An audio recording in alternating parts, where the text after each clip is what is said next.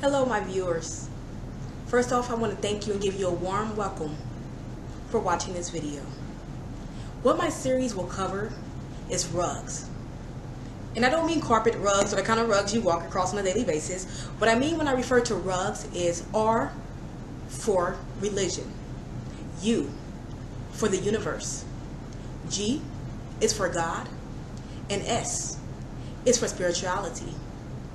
In order for one to receive and to get to the heights of true happiness, true abundance, and true prosperity in this world, you need to understand that all these things are linked and all these things are one.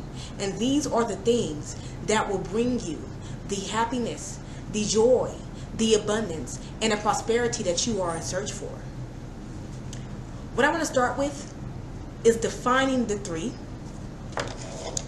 And when we look at religion, before I even go to religion, you might see behind me what maybe a film professional will call prop. And what this is behind me is we have the Apologetics Bible. And what the Apologetics Bible is, it's religion, but it's detailed. It breaks it down for you. It helps you understand the scriptures better than you would on your own, or reading the Holy Bible, for example. And I like to compare the Holy Bible to the Apologetics Bible. Okay? Also, you'll see behind me my notebook. And what my notebook is for, that's where I keep everything about the universe, about spirituality, about meditation, and things of that nature. Okay? Who am I? My name is Ronnie D. Washington, and I run a company called Trudentity Entertainment. But lately I went through a spiritual awakening. And it got me closer to God. It made me more spiritual, made me more enlightened. It opened up a light within me. And this light within me, I now want to radiate and shine on other people. I've always had what I thought was a really good intuition, where I felt like, dude, how did I know to check that? Or how did I know to say that? And it worked. Or, wow, that dream came true. But it was never my own intuition. It was always God working through me. It was God leading me to the day where I had that spiritual awakening. So I would not question what was going on. So I would totally understand and be able to refer and look back to what had taken place previously in my life that led up to this course and to that day, which have led me here to you and to relay my messages and God's messages. And all these messages I have received from great people, from experts, from numerologists, from astrologists. And I like to compare things and contrast things. I'm big on that. So I like to compare it and contrast these things to religion, because I was raised in a church. I remember having to go to Sunday school and Wednesday school and Tuesday school and Monday school. It was like, Jesus. I remember Steve Harvey made a joke about, is church ever going to end? You know, but I see that I was raised in a church. So when today came, I would be better. I would be, I would understand better. I would be better. I would be easily awakened to the fact of all that was taking place within my world as I went through this spiritual awakening. So, as I was saying here, religion. Religion can be described as a faith-based way of living, practiced by multiple cultures, races, and people across the globe.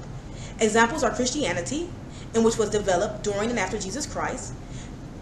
And there's Buddhism, which was developed and continued during the years of Buddha, who lived approximately 500 years before Jesus Christ. And that was something I actually learned while I was going through my spiritual awakening. During that time, I learned that Buddha's mother, like Mary, had a dream. And in that dream, it was prophesied to her who her son would be, and that he would not decide to take over his kingdom because his father was a king. But instead, he would go out and he would seek wisdom. And that's exactly what he did. And I do believe Buddha's mother, she passed away giving birth to Buddha. But she did relay that prophecy to others. So his father was a bit worried about how he would turn out and what he would turn out like. Now, my point about Buddha is I want to compare him to King Solomon in the Bible. King Solomon was someone else who also sought out wisdom. And look who both these people turned out to be. They turned out to be legendary. They weren't even looking to be legendary. They weren't looking for wealth. They were looking for knowledge, and they were looking for wisdom. And through that knowledge and through that wisdom came their prosperity, came their abundance, came great things in their life, but all through wisdom. And we today, we seek out the wrong things. We're more material. We're worried about what we can get, the dollar amount. what we can have, the materialistic, having the best brand, having the best this, wearing the best clothes, wearing the best shoes. This is what we've come to today. When this is not who we were supposed to be. We were supposed to be wise. And I'm not talking about the kind of wise as in making cars and inventing this and inventing that. I'm not talking about that kind of wisdom. I'm talking about wisdom through spirituality, wisdom through God realization, that kind of wisdom. Wisdom through yourself, through understanding your purpose in life, knowing who you are, what you were destined to be, understanding this world, how it works, and so many other things. The universe. The universe, as I will explain it, was created to work in unison with God and life. The universe affects life in many ways, though we may not know this and though we may not see it. We may look at it like, oh, that was meant to happen, or, oh, God's raining his wrath on me, or, oh, God's punishing me, or, oh, that's my payback. When you say it's payback, you're almost kind of right, because it's karma. And karma is not only provided from God, but it's provided from the universe. It's also called cause and effect. The universe is responsible for providing to you that in which you desire. The universe is known to work with what's attracted into your life. This is called manifestation. The universe, along with God, is also the key to manifesting and attracting that in which you desire into your life. This is the most famous universal law. Like attracts like. There are a lot of you out there that may not believe in the fact that there's such thing as universal laws or like attracts like or things of that nature. But as I said, I'm someone who I became very knowledgeable over the years, and especially through this spiritual awakening, very, very knowledgeable. And one of the things that I've learned is like does attract like. Karma is very real, and there is a such thing as cause and effect. My example to you would be, I spent 12 years in a relationship. 12 whole years, 12 happy years.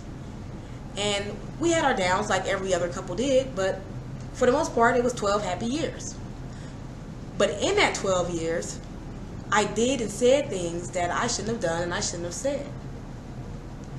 An example of that would be I told this person continuously that they would take certain actions in our relationship.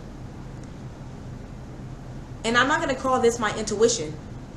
And the reason I say I won't call this my intuition is because a lot of times when I said these things, it was out of anger, it was out of spite, it was out of vengefulness, everything not of God. So what happened is, 12 years later, I created that reality. And I manifested that exact thing into my life. Everything that I said and put off on my partner, it came to pass. And that's why I say I won't call it my intuition. I'll call it cause and effect. Because I manifested into my life what the universe thought I wanted. The thing with the universe is that the universe is not determined and cannot determine if you really want this or if you don't, if it's good or if it's bad.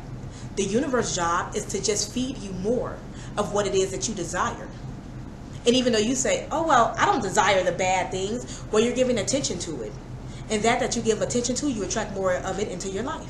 That's just a universal law. Like attracts like. Like I said, that was the most famous universal law. Like attracts like. So that in which you give your attention to, you create more of that into your life. Whether you're trying to or whether you're not trying to, that's just the way the universe works. Think about it like this. This is what I put in my book. My book is also entitled R.U.G.S. But think about it like this. Think of a time where you started off in your morning having a bad morning. And because you gave attention to one bad thing, think about how the rest of the day unfolded. Everything just continued to keep going wrong and wrong and wrong. Now think of a time where you gave attention to a good thing, or where you said, I'm not going to let anything bother me today. Nothing's going to ruin my day today. And let's say you lived up to those words. And that day happened to be a good day because you chose to not let anything bother you. So therefore, there was nothing negative to attract into your life. Now, some may say, the devil tried to rain on my parade, but I didn't let him. And that's possible too, however you want to put it. But because you did not give attention to that negative, you did not attract any more of that negative into your life. So instead, that day turned out to be one of your good days. Now we're going to God. God is the creator. God is one. God is all that is. God is idolized spiritually. He's divine. He's the figure and the guiding light of each known and individualized religion, unless there's a religion that don't believe in God. But even devil worshippers, I guess you would say that that's their God. You know, whatever your thing is, whoever you look to as your God. Though religions may have different and conflicting views of God, the spiritual figure is still the basis of all religions. So God to us is the creator of the world, the creator of the universe, the creator of all beautiful things. When I say that God is all that is, that's exactly what it means. God is all that is. God is the trees. God is the water. God is the universe. God is you. God is the water that you drink. God is the food that you eat. God is all that is. Because if it was not for God, number one, it would not be here to be consumed in the first place. Number two, if it was not for God, we would not have these trees that gives us life. If they were to cut down every tree on this earth, which is an example I love to use as of recently, if they cut down, that's how beautiful and technical God was with his creation. If they cut every single tree down on this entire earth, what would happen to each of us? And this is scientifically proven. For those who like science, opposed to religion, are that they have not seen. So scientifically proven, if they cut down every tree in this universe, what would happen to us? Lack of oxygen. We're gone. That's how beautiful and technical God was in his creation. And that's something that we cannot create. If we even tried to, we can't go that far. Because God was so divine, so mystical, so one of a kind. As we are all one of a kind. But God he's the creator, the almighty creator. The almighty creator. He is the almighty creator. Remember, no matter even what you think of yourself, because you have that serenity, no matter what you think of yourself, still, the creator is number one. All right? Spirituality. Spirituality is a way of living and methods used in living that way that are performed daily, maybe not daily, maybe every other day, maybe weekly, but spirituality are methods and ways of living that's performed. Today, when we speak of spirituality or think of spirituality, we think of methods a person take in order to connect to a higher part of themselves or to a higher power. Now, what that means is there's a lot of people in this world who meditate. People meditate for different reasons. Some people meditate to connect to that higher part of themselves, to get that divine intuition, to get that divine intuitiveness, and to get that divine guidance. Some people meditate because they feel like they're connecting to God. And God is still that higher power, that divine intuitiveness. That's still connecting to God, because God is the spirit within. God is not the flesh out. Okay? Remember that. God is the spirit within. God is not the flesh out. A matter of fact, we are to see from the inside out, not the outside in. And what that means is, if you were to see from the inside out, you will see beauty in all things. If you were to see from the inside out, you would not live in vanity. You would not be greedy. You would not, just the things that's not of God, the things that we should not do, the ways we should not feel, we would not do those things or feel those ways if we truly lived from the inside out. But because we live from the outside in, we're jealous, we're envious, we're biased, we want what other people have, we're not thankful for what we have in our own lives, but instead we see someone else's life and their life is better than ours because they have this and they have that and we don't. So therefore we become greedy and we become vain. And vanity of vanities, all is vanity. That's a scripture quoted from the Bible. And God does not like vanity. There's a way to live in order to truly be happy. To truly be happy. Because truthfully, you can have $1 million in your pocket. It does not mean you're going to be happy. Wealth is not complete happiness. Happiness is when you are wealthy in every single way. And you're not only wealthy here on this earth, but you're also wealthy in heaven. That's true happiness. Not only is it true happiness, it's true divinity. It's lasting abundance, it's lasting prosperity. And you'll be the one who becomes successful and never lose that success. But instead, your success will continue to grow and grow and grow and grow. Because do notice that there are those who they do gain, but then they fall and have to pick themselves back up. But the Bible also says that a righteous man will fall 7 times and be picked up. The wicked will fall into ruin. Now, talking a little bit more about meditation and the scriptures. When we say meditation, a lot of people automatically assume the worst. Oh, that's a different religion. That's this and that's that. I'm not going to do that. And that. All this who shot John. All right? So what I'm going to do for those of you who believe that and think that way, I'm going to turn to the apologetics. Okay? So here we have apologetics. All right? So study Bible. And here in apologetics, I'm going to go to Psalms 1.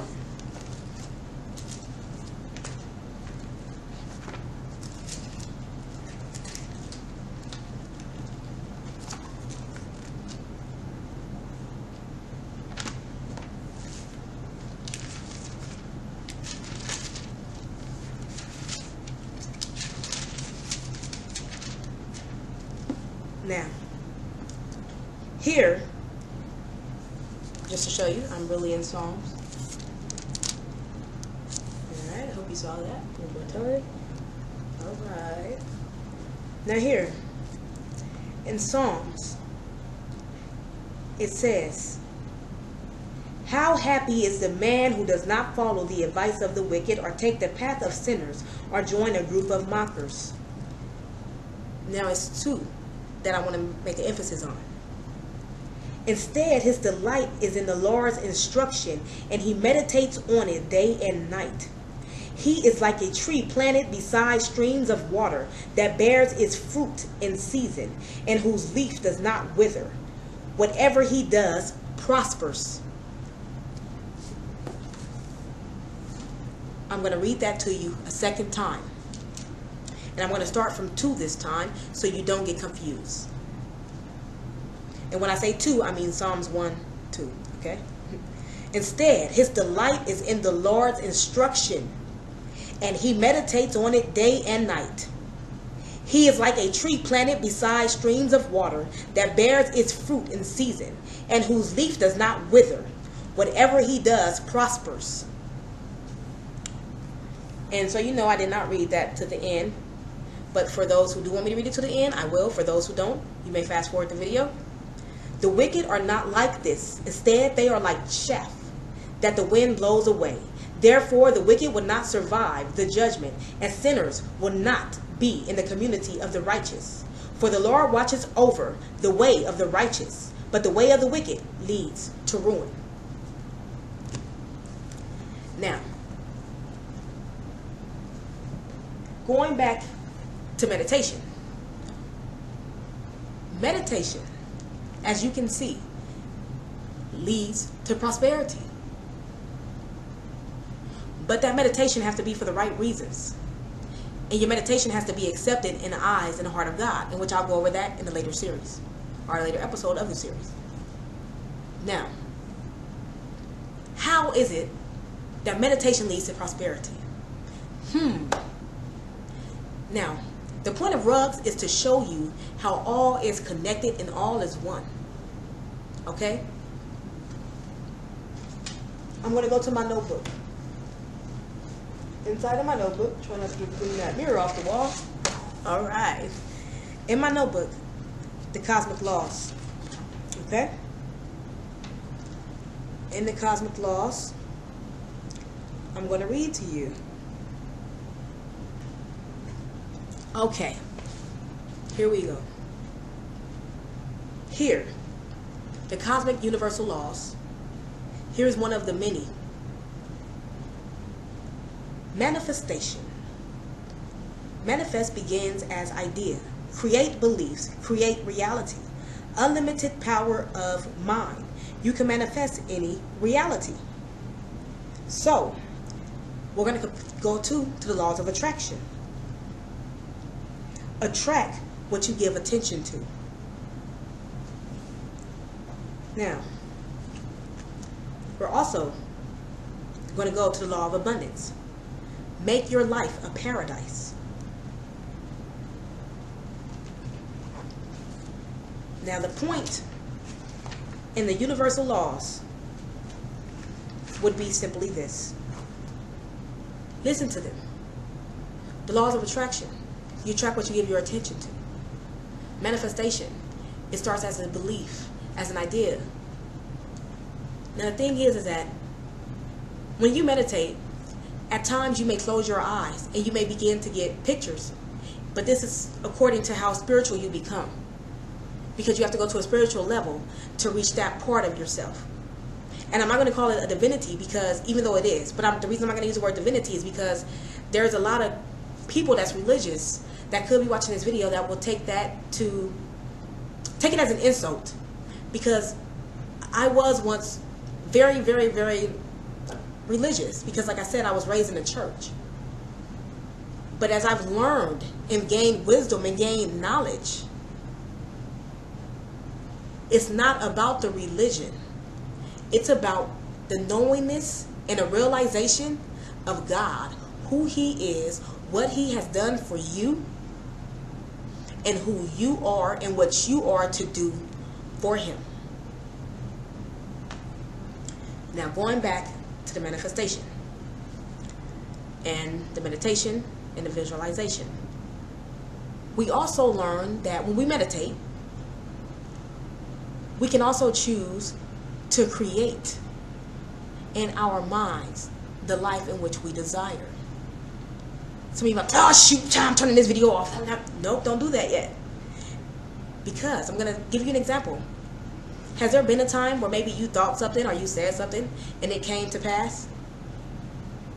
Has there been a time where you really, really prayed and prayed and prayed and hoped and hoped and hoped that something happened and it manifested into your reality? I'm sure every single person watching this video said yes, unless you're just truly a very, very, very unlucky person. And if you are truly a very, very, very unlucky person, then maybe you should really be taking a step into this video and asking yourself, what am I doing according to God's laws and the universal laws that's leading me into this pitfall and into this pitful place? But if you answered yes, again, the universe, like attracts like, and understand that what you give your attention to is what you'll attract in your life. Also understand this feeds on emotion. If that emotion is uplifting, if that emotion is positive, then you're going to get positivity into your life. But if it's negative, you're going to get that negative reaction from that situation. If you think, oh, it's never going to work, then no, it's never going to work. But if you think it's going to work, and believe it with every single thing in you, with all your bone, with all your heart, with all your might, with all your soul, with everything in you, you truly believe, oh, it's going to work. Then guess what? Oh, it's going to work. Because that's the way the universe works. And also understand, the universe never stops working. It never stops working. At every moment of every day, at every second, at every half a fraction of a second, the universe is working. And the universe is doing its job. And its job is to attract into your life, into all of our lives, what we desire and what we are giving our attention to, without knowing if we really want it or if we don't. It doesn't matter if it's good or if it's bad. You give your attention to it, you're going to attract it into your life. Understand this too. When you're in the process of manifesting that in what you desire, if you're in the process of creating, it's going to happen even more rapidly, especially the negative, because your emotions for the negative are stronger than the emotions for the positive. And the reason their emotions are stronger for your negative than the positive is because we as humans, we just think this way subconsciously. We automatically think the negative and think wrong before we think right and think positively. We automatically assume that the negative is going to take place before we even give a single thought that the positive is going to take place. An example of this would be, as I told you, I was in a 12-year relationship.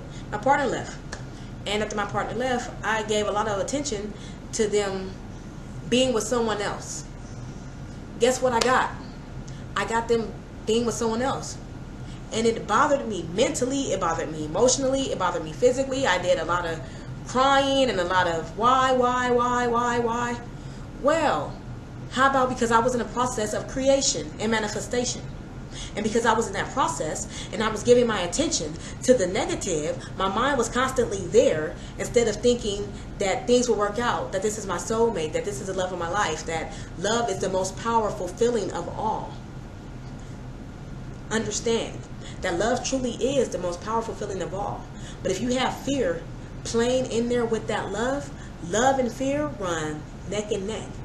But understand that when you have love and you have fear, and they're at the same time, which one are you going to give the most attention to? You're going to give the most attention to the fear. So once you give the most attention to the fear just continues to rise, and the love just continues to go down and down and down until things begin to spiral out of control and become chaotic in your environment.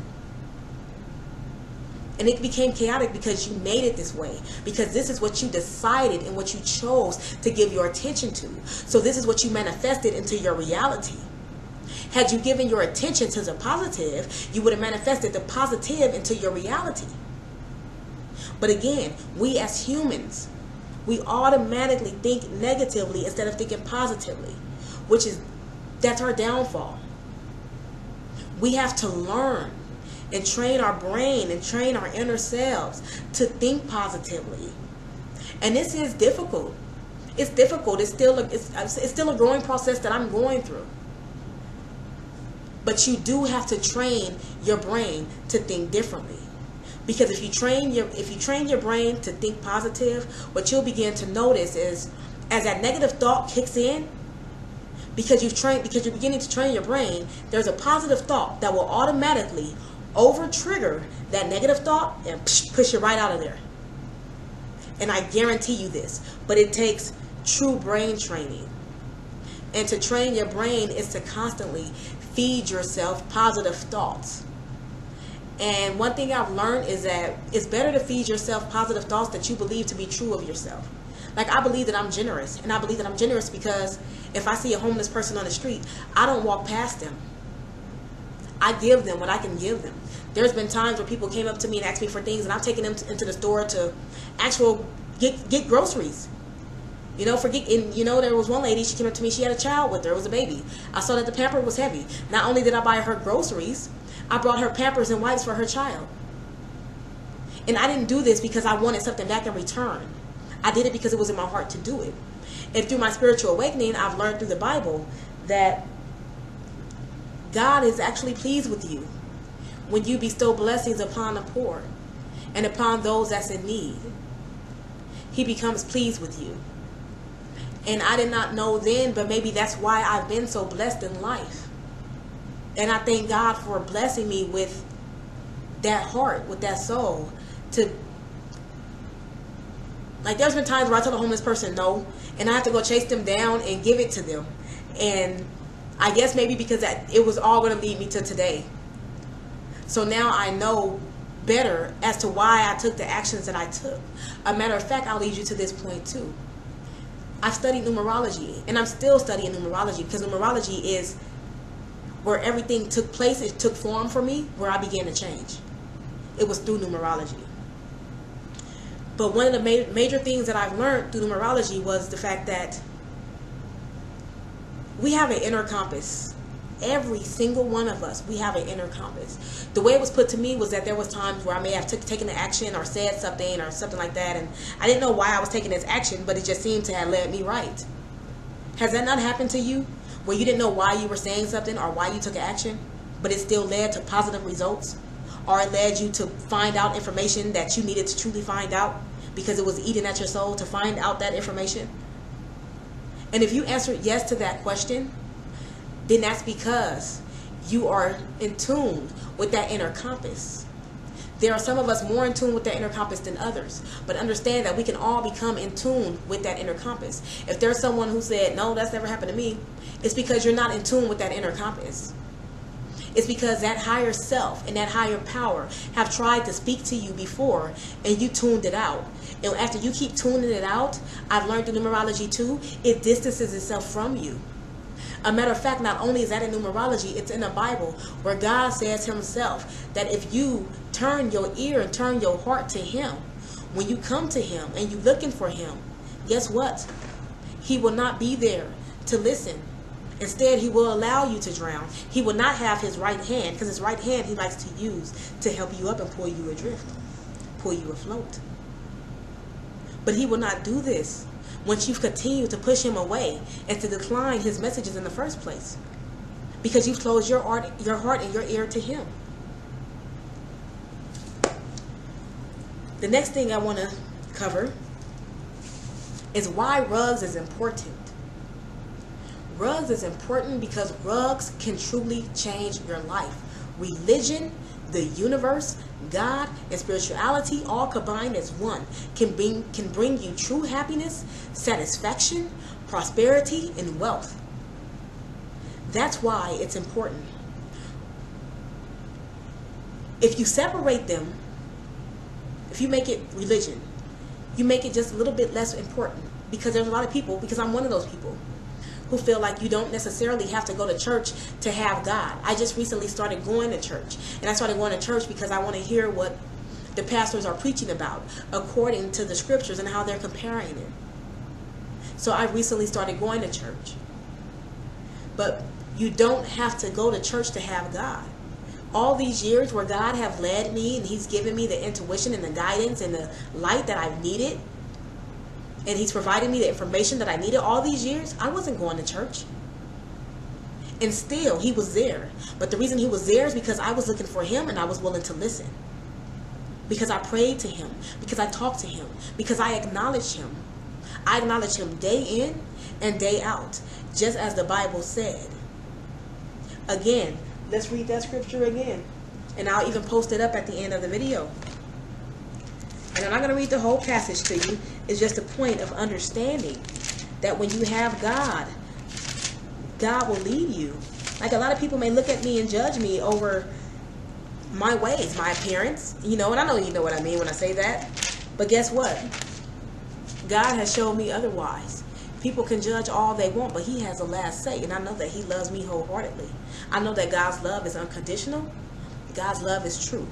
As long as you seek him out and you love him and you have him and you hold him high in your life and in your heart. So, right here, again. Instead, his delight is in the Lord's instruction. And I was in tune to his instruction. What he would tell me to do, I would do it. Where he would guide me, I would go. If he told me check this or check that, I would check it. If he said say this or say that and it's going to work, I would do it and I would believe it. And it led me to great heights. It led me to information when people were lying to me, but I was able to prove that I knew what I was talking about. And it was like, well, how did you know? Like, oh, you know, I'll tell you this too. God hates, and it's in the Bible, he hates a lying tongue, a proud look, and hands that shed innocent blood. So when you do lie, that's why it comes to the light anyway. Because God hates those things. And eventually he's going to do his work and he's going to do his wrath. And then it come to light. But anywho, instead his delight is in the Lord's instruction. And he meditates on it day and night. He meditates on it day and night. He is like a tree planted beside streams of water that bears its fruit in season, and whose leaf does not wither. Whatever he does prospers.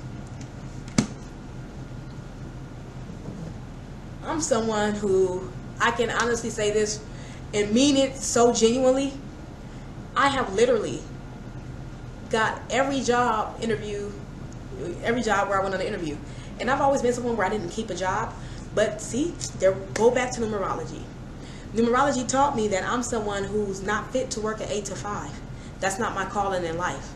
So because that's not my calling in life, that's probably why I was never able to hold a job. Like, I can't even count on both hands how many places I worked, literally. Like, literally. Even when I was a manager, it wasn't me. And I found out through numerology that I felt that way for a reason. Like, a lot of people, oh, you're lazy and you're this and you're that. And in my mind, I'm like, no, I'm not lazy. Like, it's not that, because I'll get up and do anything for anyone. Get up and clean up, get up and straighten my whole house. I'll get up and do yard work. I'll get up and do anything. But I just had a major issue going to work under other people. That was my issue. And I found out that I'm just not someone who's supposed to do that. And I found that out through numerology. And numerology is a part of the universe. because it's a part of your creation and the time you were born and your name and all of this. So because numerology is a part of the universe, that's why it will make it important in R.U.G.S too. And the thing is that you have to understand that also to make God happy is to live your life's calling, your soul's calling, your purpose. And a lot of people, you may wonder, well, why am I never happy? Because you are not living your soul's purpose, because this is not what you were put here to do, what you're doing right now. But when you learn to do what you were put here to do, you will be happy. Whether you get left by someone, whether you feel this way or you feel that way, you will be happy once you start doing what you're put here to do. Because your soul and your spirit is aligned with your purpose, and everything else is aligned with God. And from there, He can guide you, and He can guide you wholeheartedly. And that's where you get your prosperity. That's why I say it's all one. And I'm going to teach you all of this through these series as long as you stick with me. I have so much to share with you and so much to teach. So much to let you know, so you can go out and find your own happiness, your own joy, your own prosperity, your own abundance, your own everything. But you have to understand all of R.U.G.S, the religion, the universe, God, and spirituality. But that's why R.U.G.S is important, because it can lead you to happiness, abundance, prosperity, healthy relationships of all sorts, with your children, with your husband, with your wife, with your mom, with your brother, with your sister, with your grandparents, with your partner. In marriage, in every aspect of your life, you can truly be happy. We are all actually, it's our birthright. We're all deserving of it. But it's also learning the karma and the karma laws, and learning how to overcome those karma laws, learning how to change within you what needs to be changed. And that too, I learned through numerology, which is a part of the universe. Also, when you take that and you put it with God's laws that He has set forth, like the 10 Commandments and the 7 deadly sins, when you put those things all together, you create a different environment for yourself. And through that different environment, you create happiness. And when you make yourself happy, guess what? Everyone around you is what? They're happy, because there's a happier you. Now, next thing we're going to cover is, how can R.U.G.S change your life? I'm pretty sure I just summed that up for you. R.U.G.S can change your life by providing you what you need in order to stand on top, in order to bring yourself out of the pits that you've been in order to bring yourself out of depression, unhappiness, in order to find out, what was I put here to do? Like what? How many people ask that question? Like, I know I was put here to do something, but what is it? R.U.G.S can help you figure that out by guiding you to the right places and helping you figure it out. By guiding you to God, and first and foremost, and showing you that God realization above all things can open up the doors that you could not believe of. If only you would take that time to acknowledge God realization. I did not say God's realization. I said God realization. It was one person who created this earth. It was one person who created this universe. And if there was many with Him, then it was the Trinity and the Holy Spirit. We also need to understand that there are certain laws that need to be followed in life.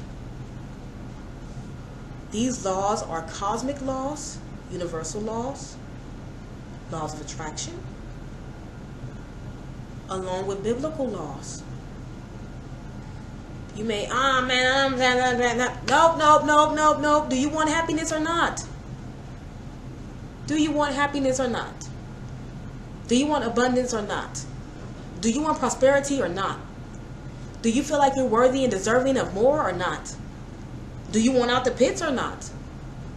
Because if you do, you will understand that there are laws, and these laws you do have to follow. You just do. And that is your way. That's why I say it all comes together, and you have to learn it over a multitude of time. I've been studying all this stuff for a couple of years now, for a few years now. Now I'm starting to even study other religions, so I can be able to relate to someone who may not be of the Christian religion or of the Jewish religion, because the Jewish religion and the Christian religion, they relate very closely together. But I want to be able to relate to all people, to everyone, because everyone is deserving of so much more. Everyone is deserving of so much more.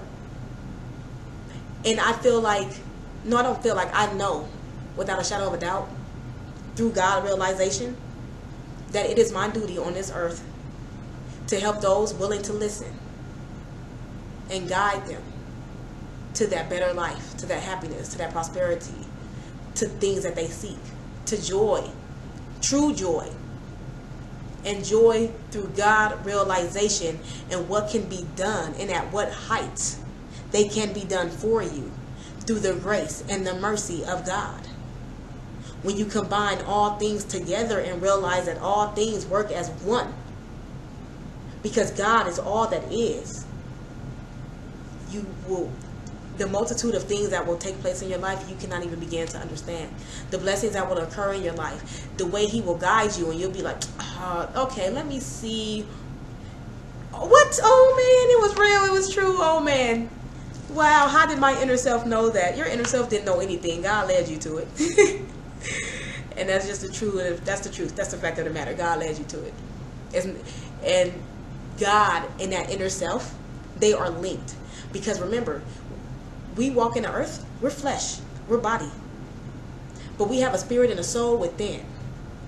And that spirit and a soul within is linked to the divine higher power. It's linked to God. So when you learn that, and when you learn to listen with open ears and an open heart, God can guide you to the heights that you could not dream of, that you would have never dreamed of yourself, that you could not create with your own visualization purposes because you're still thinking too small. And He has something bigger in store for you. And it's all because you chose to listen to that divine guidance and let that divine guidance guide you into new waters, new waves, and new heights, and flowing like that river and that tree. When we say that there are laws to be followed, let's take a look at these laws. You know what? Before I even turn to the Bible, because some of you may not be religious, okay? We'll go to the universal laws. And then we'll look at the universal laws compared to the biblical laws. We'll do it that way. Now,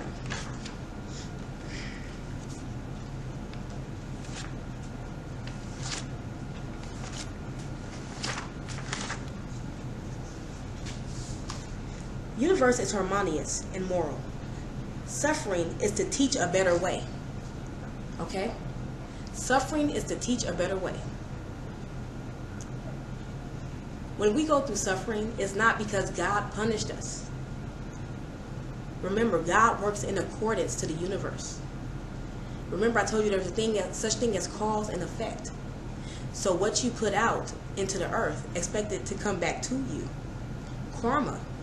I don't even have to go into too much detail of that. You know that karma exists because you know, and you've heard the saying, what goes around comes around. We've all heard that. It's a universal law. That's why it happens. Because it's meant to happen. Because what you put out is what you get back.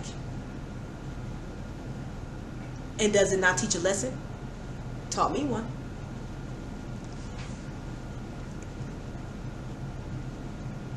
Harmony. We want to be in harmony and be balanced in order to create. Harmony is supreme potential of balance. Karma is to obtain harmony. Disharmonious actions flow back lifetime after lifetime. So reincarnation is real. Understand this. You may not receive everything that you're due back to get through karma in this lifetime. You may have not understood and accepted your lesson in this lifetime. So now you've brought it upon yourself to go through this same exact thing next lifetime. Which means, yes, you'll pass away, you'll be reborn, you will not remember it, but you will experience the same downfalls, the same pitfalls, and this same lesson that you did not get this lifetime. All right? Wisdom. Wisdom to learn lessons erases karma. We learn fastest through pain, but we should learn through love. Is it not true? Let's say we go out and cheat on someone numerous of times. I'm not going to lie, because I want to help you guys and teach you guys a lesson. I did it. I went out and cheated numerous of times. But when someone does it to you, it's the end of the world. Oh man, Oh my golly, I can't believe you did that to me. What were you thinking? How could you? How could you? Cause and effect, karma. What you put out into the universe, you get back.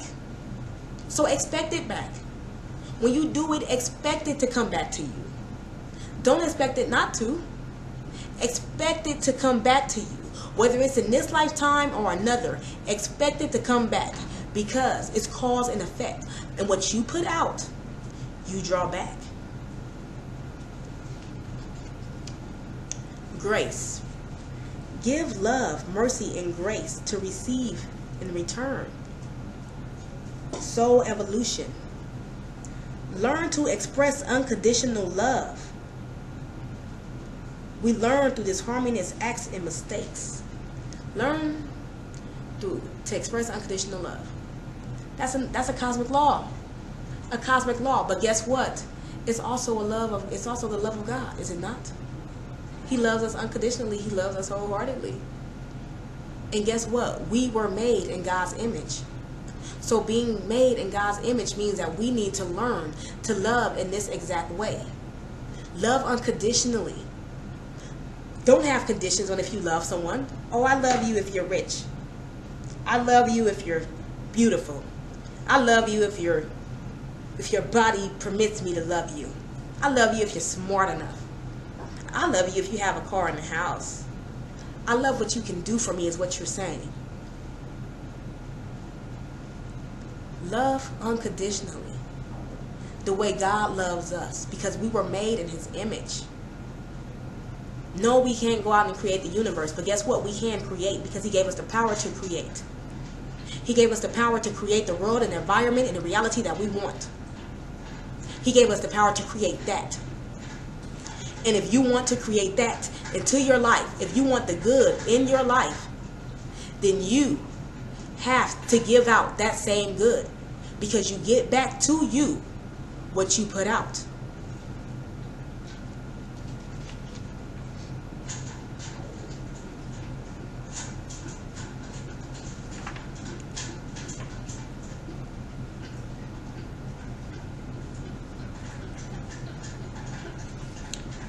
There's a law of gratitude. The more you assist others, the more you assist yourselves. Again, what you give out is what you get back. So if God sees you constantly giving, and you're doing it from a good place, you're doing it from your heart, guess what? You're going to receive, receive, receive. Now I know why I've been so blessed. When I did reach my downfall, and I did go through my trial of humility, I see why there was people looking out for me and reaching out for me. It was because of who I was in the past, before I got to that point in my life. It was because I have given out so much, it was time for me to receive it back. And that's the way the universe works. That's the way God works. It's in the Bible too. Again, I will be turning to the scriptures after this. There's a law of threes. The Father, the Son, the Holy Ghost. Mother, father, child. The law of threes. It's not meant to be two. It's meant to keep growing. The law of three. 3 makes it complete. 3 makes it whole.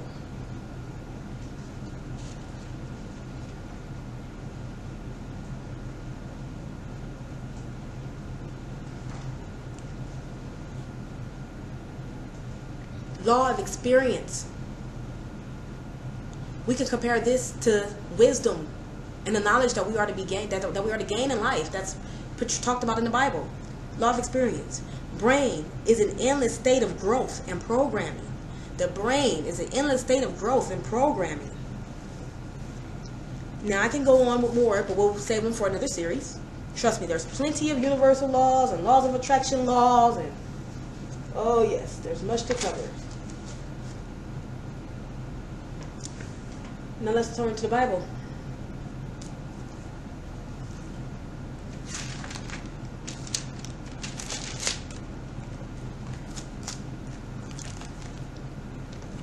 And we're going to refer to Psalms 12:3. Now, right here in 12:3, and I'll tell you, and how we're going to compare it to R.U.G.S just after.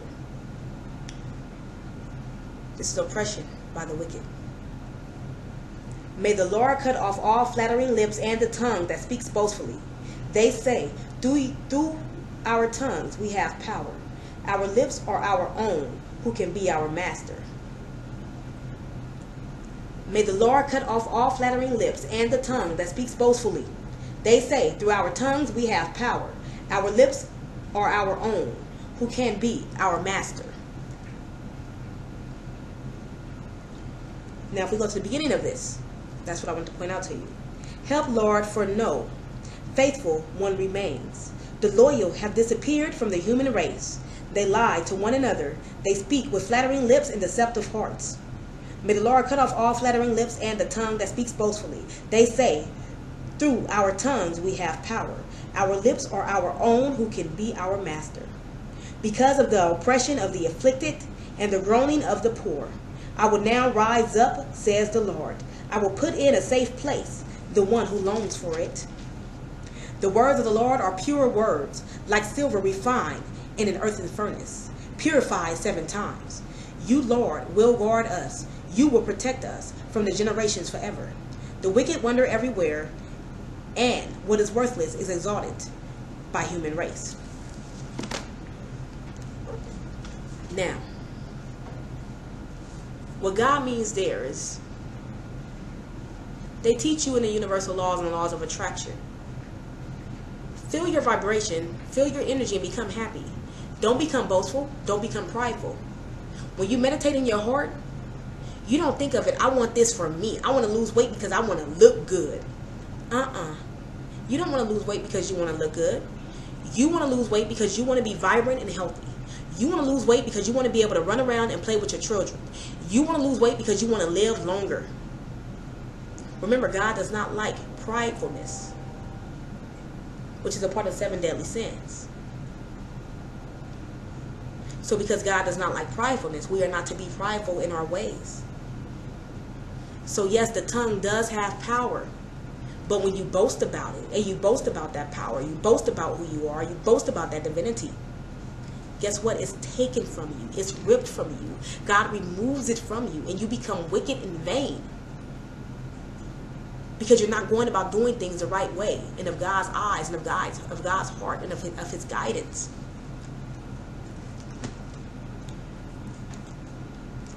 (12:4).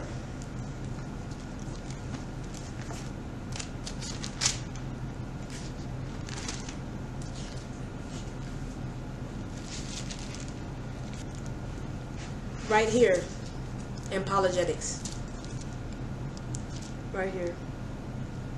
It says here, the ancient book of R.U.G.S illustrates when a human quest for sensual gratification, material abundance, or the wielding of power apart from the Creator's purposes leads to despair.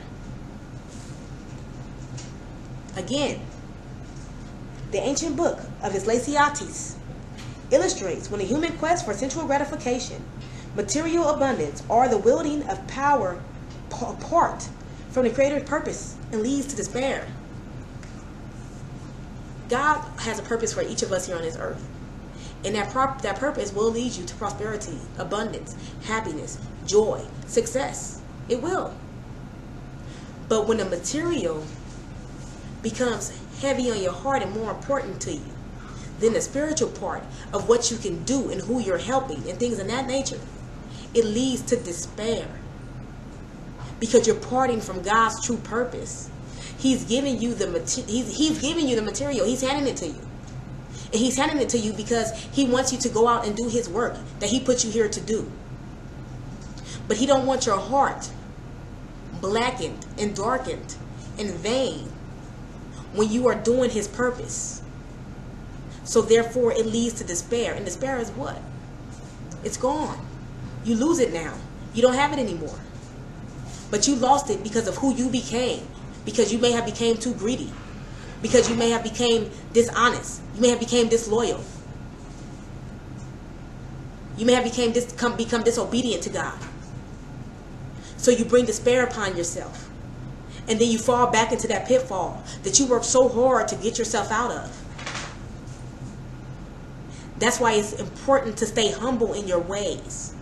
Even through the prosperity, through the wealth, through the happiness, through the joy, through the top of the heights and the top of the mountains. Stay humble in your ways.